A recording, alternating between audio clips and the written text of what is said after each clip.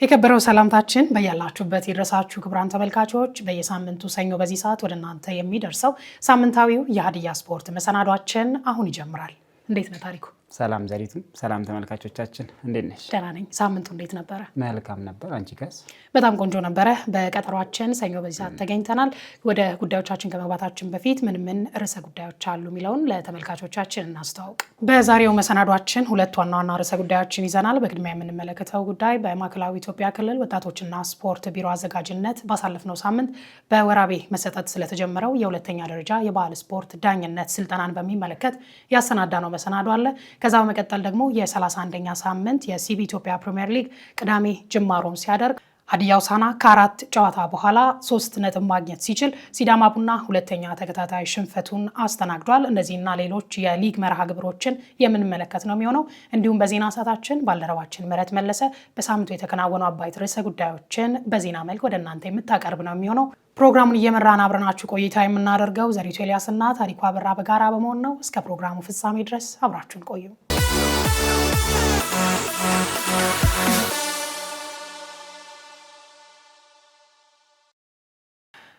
ወደ መጀመሪያው ርዕሰ ጉዳያችን እንለፍ። ባሳለፍነው ሳምንት በማዕከላዊ ኢትዮጵያ ክልል ወጣቶችና ስፖርት ቢሮ አዘጋጅነት በወራቤ ከተማ መሰጠት ስለተጀመረው የሁለተኛ ደረጃ የባህል ስፖርት ዳኝነት ስልጠናን ስለሚመለከት ጉዳይ እናነሳለን። ከሚያዝያ 29 እስከ ግንቦት 8 ድረስ ለ10 ተከታታይ ቀናት የሚሰጥ ስልጠና ነው።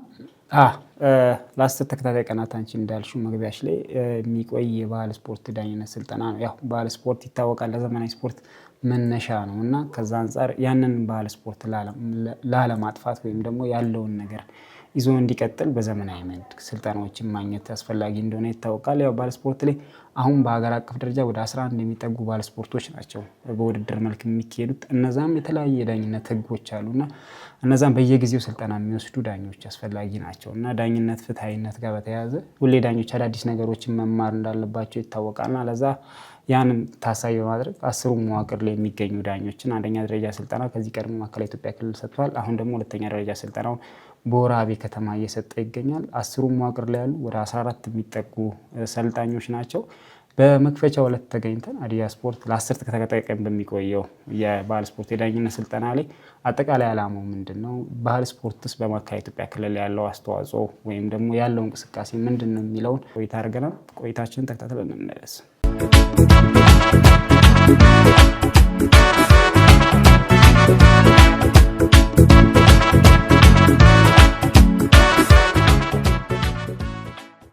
የባህል ስፖርት የአንድን ማህበረሰብ ታሪክ፣ እሴትና ማንነት በውስጡ አዝሎ የሚጓዝ ሕያው ቅርስ እንደመሆኑ መጠን እንደ ማዕከላዊ ኢትዮጵያ ክልል ባሉ በርካታ ባህሎችና እሴቶች ባላቸው አካባቢዎች ዘርፉን ማዘመን ትልቅ ትርጉም አለው። እነዚህ ስፖርቶች ከትውልድ ወደ ትውልድ በልምድ ሲሸጋገሩ የቆዩ ቢሆንም አሁን ላይ ከጨዋታነት ባለፈ እንደ አንድ የቱሪዝምና የኢኮኖሚ ምንጭ ተደርገው እየታዩ ይገኛሉ። በተለይም 11ዱ የባህል ስፖርት አይነቶች የየራሳቸው የሆነ ጥልቅ ፍልስፍና ያላቸው በመሆኑ እነዚህን ጨዋታዎች ከባህላዊ ይዘታቸው ሳይወጡ በዘመናዊ መልክ ማደራጀት ለሀገር አቀፍ ተወዳዳሪነት መሰረት ይሆናል። የባህል ስፖርት የሀገር መገለጫ ከመሆኑም ባለፈ ለዘመናዊ ስፖርቶች ሁሉ መነሻና መሰረት በመሆኑ ዘርፉን በሳይንሳዊ መንገድ መደገፍ ስፖርተኞቹ በስነ ልቦናም ሆነ በአካል ብቁ ሆነው እንዲወጡ ያስችላል። በዚህ ሂደት ውስጥ የዳኝነት ሚና ከምንም በላይ ወሳኝና የጨዋታው ህልውና ተደርጎ ይወሰዳል። ዳኝነት በባህል ስፖርት ውስጥ ጨዋታው ፍትሐዊ፣ ስፖርታዊ ጨዋነት የሰፈነበትና በህግ የሚመራ እንዲሆን የሚያደርግ ዋነኛ ምሰሶ ነው። በመሆኑም በማዕከላዊ ኢትዮጵያ ክልል ወጣቶችና ስፖርት ቢሮ አዘጋጅነት በወራቤ ከተማ እንደሚሰጠው አይነት የሁለተኛ ደረጃ የዳኝነት ስልጠናዎች ባለሙያዎች የየራሳቸው የተለየ የውሳኔ አሰጣጥ ህግ ያላቸውን 11ዱንም የባህል ስፖርት አይነቶች ጠንቅቀው እንዲያውቁ ያስችላቸዋል። እንዲያሉ ሙያዊ ስልጠናዎች መሰጠታቸው ለስፖርቱ እድገትና ጥራት መሰረታዊ ጠቀሜታ እንዳላቸውና ስፖርቱ እንዳይጠፋ ለማድረግ ያለውን እገዛ በሚመለከት የቢሮ ምክትልና የስፖርት ዘርፍ ኃላፊ አቶ ሰይፉ አለሙ፣ የስልጤ ዞን ወጣቶችና ስፖርት መምሪያ ምክትል ኃላፊ አቶ ሳኒ ሰሎ፣ የስልጠናው ሰጪ ኢንስትራክተር ግርማና ሰልጣኝ ዳኞች ለሀዲያ ስፖርት ተከታዩን ሀሳብ ሰጥተዋል። ክልላችን ደረጃ እየሰጠን ያለ ነው የሁለተኛ ደረጃ የባህል ስፖርቶች ዳኝነት ነው። ከዚህ በፊት የአንደኛ ደረጃ ስልጠና የወሰዱ ዳኞች ስለነበሩና በተለይ ዳኝነቱ ፍትሃዊ በሆነ መልኩና ጥራት እንዲኖረው በከፍተኛ ደረጃ የሰለጠኑ ዳኞች አስፈላጊ በመሆናቸው እና ደረጃውም ከፍ ብሎ ጥራት ያለው ፍትሃዊ ሁሉም አካባቢ ባማከለ መልኩ አዳዲስ ህጎችንም ጭምር ማወቅ ስላለባቸው በክልላችን ደረጃ አንደኛ ደረጃ የወሰዱ ዳኞች የሁለተኛ ደረጃ ዳኝነት ስልጠና እንዲወስዱ በክልሉ የባህል ስፖርቶች ፌዴሬሽን ጋር በመተባበር ስልጠናውን አዘጋጅተናል። ከዚህ ስልጠና በኋላ በየደረጃው የሚዳኙ ዳኝነቶች ፍትሃዊ በሆነ መልኩ ብቃት ያላቸው ስፖርተኞች እንዲታዩ ፋይዳው ከፍ ያለ ነው። ባህል ስፖርቶች የሁሉም መነሻ ናቸው። የእኛን እሴቶችና በአካባቢያችን ያሉ የባህል ስፖርቶችን ከማስፋፋትና ከማልማት አንጻር ሰፊ ጠቀሜታ ያለው ነው። አንድነት ላይ ከመስራት አንጻር ሰፊ ጠቀሜታ ያለው ባህላችን የምናስተዋውቅበት በየደረጃው የምናሳያቸው በመሆኑና የክልላችንን ገጽታ በባህል ስፖርቶች ላይ እና በፌስቲቫሉ ላይ በስፋት የምንሰራባቸው አንዱ የስፖርት ልማት ዘርፍ ነው። እነዚህ አይነት የዳኝነት ስልጠና መሰጠቱ በየደረጃው የሚካሄዱ በተለይ ውድድሮች ሲኖሩ በዳኛ እጥረትና ኢፍትሃዊ የሆኑ ዳኝነት ሲሰጥ ብዙ ተሳታፊ ተመልካችም የስፖርተኞች ወደ ኋላ ከመቅረት አንጻር ሰፊ የኢፍትሃዊ የሆኑ የመልካም አስተዳደር ችግሮች ስለነበሩ ጥራት ያለውና አዳዲስ ህጎችን ያወቁ ዳኞች በክልል ደረጃ መኖራቸው እንደ ሀገርም የክልላችን ዳኞች በሀገር ደረጃ መዳኘት እንዲችሉ እና ብቁ እንዲሆኑ ከማድረግ አንጻር ሰፊ ፋይዳ ስላለው እነዚህ የሌሎች ስፖርቶች ላይ እየሰጠን ስለነበረ የተለያዩ ስፖርቶች ያሉበት ነው። እስከ 11 ስፖርት አይነት ያለበት ነው። የባህል ስፖርቶች አንድ ላይ ሁሉንም በተለያዩ ጊዜ ስልጠናዎችን እየወሰዱ ክልላችን ዳኞች በክልላችን ያሉ ውድድሮችን በጥራት መዳኘት እንዲችሉ ታቅዶ እየተሰራ ያለበት ሂደት ነው። የዚህ ስልጠና ፋይዳው ቀላል የሚባል አይደለም። እኛ ክልል ላይ ብዙ ባህሎች አሉ፣ ብዙ ሴቶች አሉ። እንደ ክልል እንደ ማዕከላዊ ኢትዮጵያ ክልል እነዚህን ሴቶቻችንን ጠብቀን በተለይ ይሄ ክልል ደግሞ እርስ በርስ የተጋመደ ማህበረሰብ ያለበት ክልል እንደመሆኑ መጠን ስፖርታችንን ብቻም ሳይሆን የእርስ በርስ ትስስራችንን ለማጠናከር ፋይዳው የጎላ ነው የሚል እምነት አለኝ። በዚህ በሀገራችን በኢትዮጵያ ብዙ የባህል ስፖርቶች አሉ። የተጠኑ ለጊዜ 13 ሊሆኑ ይችላሉ። ከዛም በውጤታማነት በተግባር ላይ ህግና ደንብ ተበጅቶላቸው ስራ ላይ ያሉት 11 ስፖርት አይነቶች አሉ።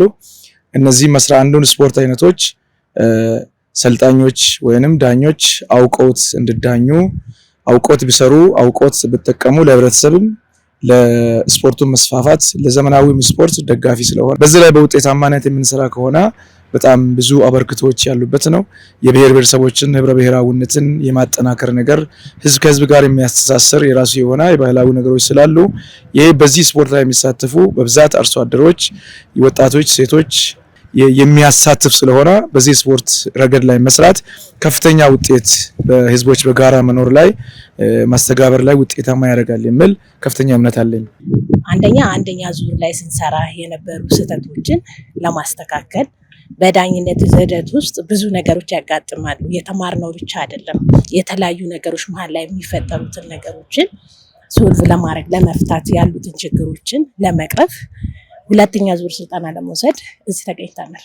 በሀገራችን ከዘመናዊ ስፖርት በተለይ ለአእምሮ ለማዝናናትም ትልልቅ ሰዎችንም ለማግኘት በጣም የሚያዝናና ስፖርትና የተለያዩ ቁም ነገሮች የሚገኙበት እንደ ኢትዮጵያ ትልልቅ ባህሎች ከዘመናዊ ስፖርት በተሻለ የሚያሳይ የስፖርት አይነት ነውና በጣም ጥሩ ሂደት ያለውና ለወደፊት በትልቅ ቦታ በትልቅ መድረክ የምናሳየው የስፖርት አይነት ነው ብዬ አስባለሁ።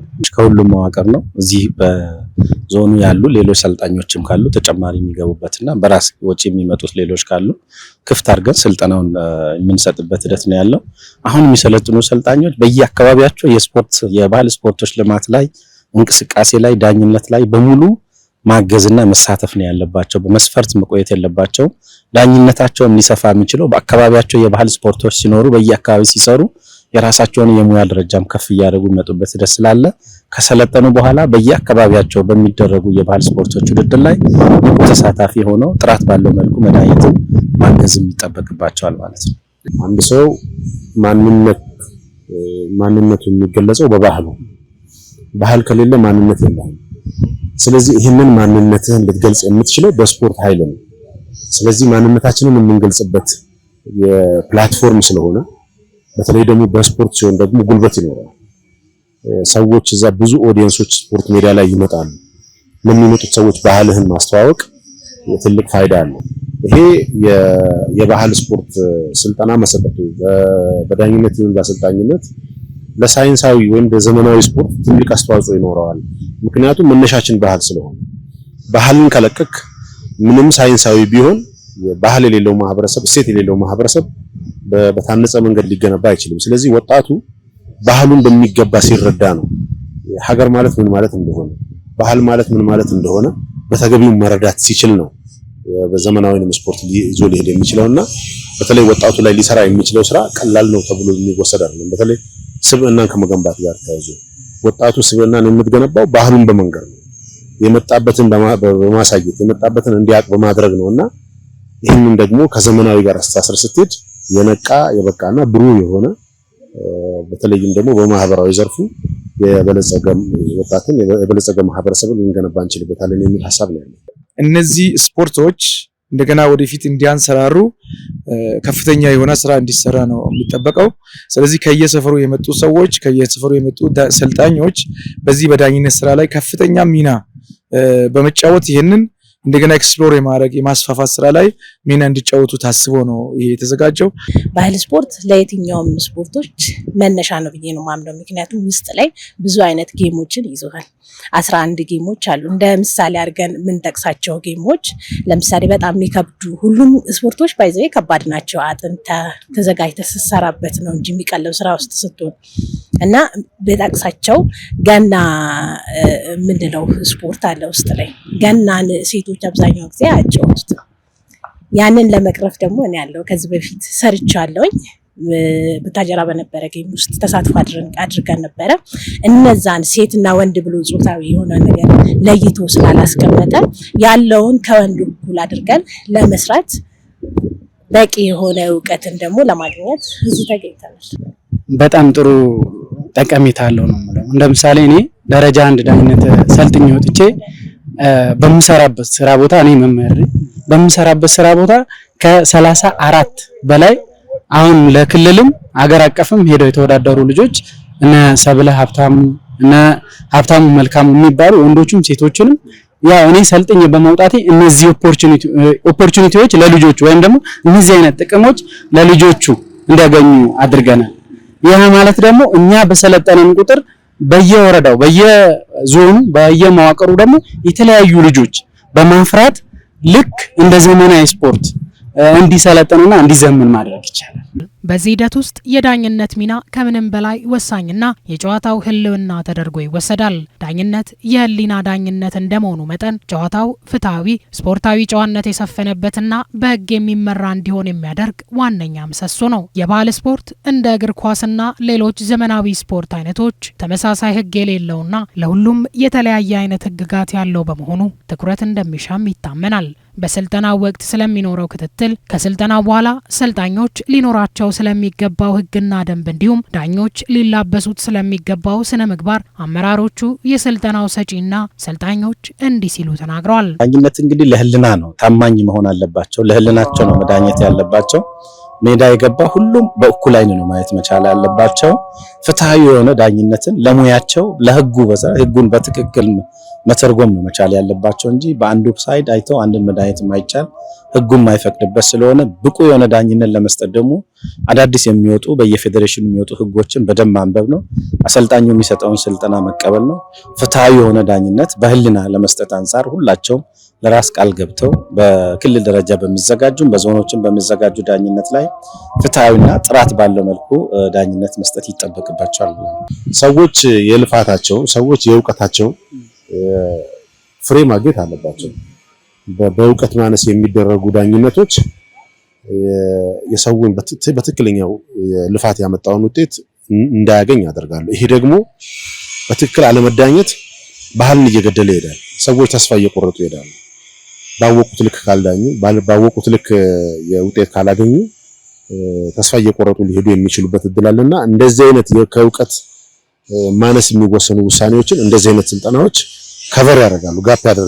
ጋፑን እየሸፈኑ ይሄዳሉ፣ እያጠበቡ ይሄዳሉና እዚህ ላይ የሚሰጠው የስልጠና በተለይ ደግሞ የሁለተኛ ደረጃ ስልጠና ስለሆነ አንደኛ ደረጃ ላይ የወሰዷቸው ስልጠናዎች አሁን እየተሻሻሉ ያሉ ህጎች ካሉ ይሄ ሪፍሬሽ የሚያደርጉበትና ብሎም ደግሞ ከፍ ባለ ደረጃ የባህል ስፖርቶችን ሊዳኙ የሚችሉበትን ዕውቀት የሚጨበጡበት ከመሆኑ ጋር ተያይዞ በተለይም የኛ ክልል ብዙ ባህሎች አሉበት። በባህል ስፖርትም እስከ ፌደራልም ጭምር የምንታወቅባቸው ስፖርቶች አሉና እነዚህን በአግባቡ እንዲያድጉ በአግባቡ ለማህበረሰቡ እኛን ለማያውቁትም እዚህ አካባቢ ሆነው ደግሞ ባህላቸውን ለማያውቁም ጭምር ለማስተዋወቅ ይረዳልና እንደዚህ አይነት ስልጠናዎች በተለይም ከዳኝነት ጋር ተያይዞ የሚፈጠሩ ችግሮች ስፋት እንዳይኖራቸው የተሻለ አስተዋጽኦ ያበረክታሉ የሚል ሐሳብ ነው ያለኝ። አሁን ያሉት ሰልጣኞች አንደኛ ደረጃ ያላቸው ሁለተኛ ደረጃ ሊወስዱ የመጡ ናቸው። ከዚህም በላይ በኢንስትራክተር ደረጃ ያሉትን በማዕከላዊ ኢትዮጵያ ውስጥ አሉ። ድሮ በነበረው በደቡብ ኢትዮጵያ ውስጥ የነበሩት ወደዚህ ወደ ማዕከላዊ ኢትዮጵያ የመጡ ኢንስትራክተሮችም አሉ። ግን የሰው ጥራትና ብዛት ያንሳል። ጥራትን ብዛትም በማከለ መልክ ወጣቶችን አሳትፈን ሁለተኛ ደረጃ በመስጠት ከፍተኛ የሆነ የሰው ኃይል ማግኘት ላይ ነው አሁን ትኩረት እየተደረገ ያለው። ከዚህ በፊት የተሻለ ነው ተብሎ የማይገመት ቢሆንም የተወሰኑ እንቅስቃሴዎች አሉ፣ ግን በቂ አይደለም። የሰው ኃይል በጣም ያስፈልጋል። ብዙ ሰራተኞች፣ ብዙ ባለሙያዎች ባሉ ጊዜ ነው የስፖርት የመስፋፋት ነገርም ውጤታማ የማድረግ ነገርም በማዕከላዊ ኢትዮጵያ ላይ ማስፋፋት የሚቻለውና ይሄ ስልጠና አሁን እየተሰጠ ያለው ስልጠና ከፍተኛ አስተዋጽኦ ያደርጋል የሚል እምነት አለኝ። ዳኛ ማለት በነገራችን ላይ ለሁለቱም ቲም እኩል ነው ማለት ነው። እኩል የሆነ ፌር የሆነ ስራ ነው የሚሰራው ዳኛው። ለማሸነፍ የሚለው ነገር ዳኝነት ውስጥ እንትን የለውም፣ ተወዳዳሪነት ውስጥ ነው ይሄ ነገር ማሸነፍና መሸነፍ ያለው ማለት ነው። ዳኛ ስትሆን ደግሞ ፊታዊ የሆነ ስራን መስራት፣ ትኩረታችንን ሀሳባችንን ጌሙ ላይ ማድረግ ሙሉ በሙሉ። ሁለተኛ ደግሞ ፊታዊ ስራ መስራት። ምክንያቱም ጠንካራ ያልሆነ ተጫዋች ለነገ ለሀገሪቱም ሸክም ነው ማለት ነው። ለዛ የሰራውን ተወዳዳሪው ሰልጥኖ ትሬኒንግ አድርጎ ነው ወደዚህ የሚመጣው። ሲመጣ ደግሞ ብቁ ሆነ ተጫዋችን እንደ ክልልም እንደ ዞንም እንደ ሀገር አቀፍም የሰራ ሰው እንዲበላ ማድረግ። በወራቤ ከተማ በማዕከላዊ ኢትዮጵያ ክልል ወጣቶችና ስፖርት አዘጋጅነት ከሚያዝያ 29 እስከ ግንቦት 8 ቀን 2018 ዓ.ም ድረስ የሚቆይ የባህል ስፖርት የዳኝነት ስልጠና እየተሰጠ ይገኛል። ከክልሉ ሁሉም ዞኖችና ልዩ ወረዳዎች የተውጣጡ ባለሙያዎች እየተሳተፉበት ያለው ይህ ስልጠና በክልሉ ያለውን የባህል ስፖርት እንቅስቃሴ ከማነቃቃት ባለፈ ዘርፉን ለማዘመን ትልቅ ተስፋ የተጣለበት ሆኗል። በ10 ቀናት ውስጥ የቲዮሪም የተግባርም ስልጠና ነው የሚሰጠው። በክላስ በሳይንሱ በቲዮሪ ይሰለጥናሉ። በፕራክቲካል ሜዳ ላይ የሚሰሩት ሰፊ ስራዎች አሉ። አስፈላጊ የሆኑ ቁሳቁሶችን ያዘጋጀንበት ስለሆነ ሁሉም ሰልጣኝ በዚህ ሰዓት በደንብ ትኩረት አድርጎ ለአንድ ስልጠና የተቀመጠውን የዳኝነት ስልጠና ለመውሰድ የቀንና የሰዓትም የተጠናበት የተቀመጠበት ኢንስትራክተሩ በሚሰጠው ልክ ሁሉም ሰልጣኝ በጥራት ስልጠናውን በትኩረት መከታተልም አለባቸው። ከዛ ውጪ ምዘናም አለው። በመጨረሻ ላይ የተከታተሉትን በተግባርን በቲዮሪም ፈተና ይዘጋጃል። ያን ፈተና ብቁ የሆኑ ዳኞች ናቸው የሁለተኛ ደረጃ ሰርቲፊኬት የሚሰጠውና ሁሉም ሰልጣኝ ልዩ ትኩረት አድርጎ ስልጠናውን በተገቢ መልኩ በስፖርታዊ ዲሲፕሊን መከታተል አለባቸው። አካባቢያችን በጣም ሰላም የሆነ በጣም የተረጋጋ የትኛውም አይነት ኮሽታ የሌለበት የስጋት ቀጠና አይደለም። በየትኛውም ሰዓት በፈለጉት ሰዓት ምሽት በፈለጉት ሰዓት መንቀሳቀስ ይችላሉ። ቀን አይደለም ምሽትም ጭምር በፈለጉት ሰዓት መንቀሳቀስ የሚችሉበት እድል ያለበት ከተማ ነው። ከወራቤ ወጥተው ሌሎች አካባቢዎችንም ማየት እንፈልጋለን ቢሉ የአካባቢያችን ማህበረሰብ እንግዳ ተቀባይ ይምጣብኝ ብሎ ቆሞ የሚቀበል ማህበረሰብ ነው ያለንና እዚህ በሚቆዩበት ጊዜ ሰልጣኞች ምንም አይነት ችግር አይፈጠርባቸውም። በቅርብ ርቀት ደግሞ እኛም እዚሁ ወራቤ ላይ ያለን ስለሆነ ባለሙያም መድበናል። እዚሁ ከነሱ ጋር አብሮ የሚንቀሳቀስ ባለሙያም ተሽከርካሪም ጭምር እዚህ መድበንላቸው ነው እየተንቀሳቀሱ ያሉትና በሚያርፉበት አካባቢ፣ በሚመገቡበት አካባቢ፣ በሚዝናኑበትና ስልጠና በሚወስዱባቸው አካባቢዎች በጣም ሰላማዊ የሆነ እንቅስቃሴዎች ይኖራሉ ብለን ነው መናገር የምንችለውና ከዚህ ስልጠና በኋላ እያንዳንዱ ሰልጣኝ የዳኝነቱን ሙያ ጎን ለጎን ህዝቦች በዚህ በባህል ስፖርቶች ላይ እንዲሳተፉ የማድረግ ስራ። ምክንያቱም እነዚህ ሰልጣኞች የመጡት ከየወረዳ ከየሰፈሩ ከየአካባቢ የመጡ ስለሆኑ በየአካባቢ ያሉትን ሰዎች ይህንን የባህል ስፖርቶችን በማስተዋወቅ አንዱ አካባቢ ላይ ያለው ሌላ አካባቢ ላይ የሌለ ሁሉም ከአንድ ሰፈር ስላይደለ ከጠቅላላ ሀገራችን ከኢትዮጵያ ውስጥ የተሰበሰቡ ስፖርቶች ስለሆኑ በእነዚህ ስፖርቶች ላይ በየመንደሩ የማስተዋወቅ ስራ ይሰራሉ የሚል እምነት አለኝ። ሁለተኛ ህግና ደንብን በተከተለ መልክ ተወዳዳሪዎችን የማፍራት የማዘጋጀት ሁሉም ሰው እንዲሳተፍ የበኩላቸውን ሚና ይጫወታሉ የሚል በጣም ከፍተኛ እምነት አለኝ። በምሰራበት ስራ ቦታ ከ34 በላይ አሁን ለክልልም አገር አቀፍም ሄደው የተወዳደሩ ልጆች እነ ሰብለ ሀብታሙ እነ ሀብታሙ መልካሙ የሚባሉ ወንዶቹም ሴቶችንም ያው እኔ ሰልጥኜ በመውጣቴ እነዚህ ኦፖርቹኒቲዎች ለልጆቹ ወይም ደግሞ እነዚህ አይነት ጥቅሞች ለልጆቹ እንዲያገኙ አድርገናል። ይሄ ማለት ደግሞ እኛ በሰለጠነን ቁጥር በየወረዳው በየዞኑ በየመዋቅሩ ደግሞ የተለያዩ ልጆች በማፍራት ልክ እንደ ዘመናዊ ስፖርት እንዲሰለጥኑና እንዲዘምን ማድረግ ይቻላል። እያንዳንዱን ዲቴል የተማርነውን ነገር እንፈተናለን። ያ ማለት ደግሞ ምን አይል እንደተከታተልን የሚያሳየው ፈተና ነው ማለት ነው። ያንን ፈተና ደግሞ ለመፈተን እያንዳንዱን ነገር በኖት ደፍተር ውስጥ በመያዝ በመጻፍ እያንዳንዱን ነገር በመከታተል በማንበብ ኢንስትራክተሩ ካስተማሩ በኋላ ያለውን ነገር ደግሞ ቤት ሄደን ደግሞ ድጋሚ ሪቫይዝ አድርገን ማንበብ። ሁለተኛ ደግሞ እኔም ማነብና የሚዘጋጅ ከሆነ ጓደኞቼ ቁጭ ብሎ ምን የሚሰሩበት ነገር የለም። ለዛ እኩል አንብበን በርትተን ጥሩ ውጤት ለማምጣትና ጥሩ ለውጥ ለማስገኘት ለራሳችንም ለክልሉ እና እንደ አገር አቀፍ ዳኛ ወይም እንደ ፌዴሬሽኑ ደግሞ ፌዴሬሽኑ የሚኮራ ዳኛ ለመሆን ጥረት እያደረግን ነው።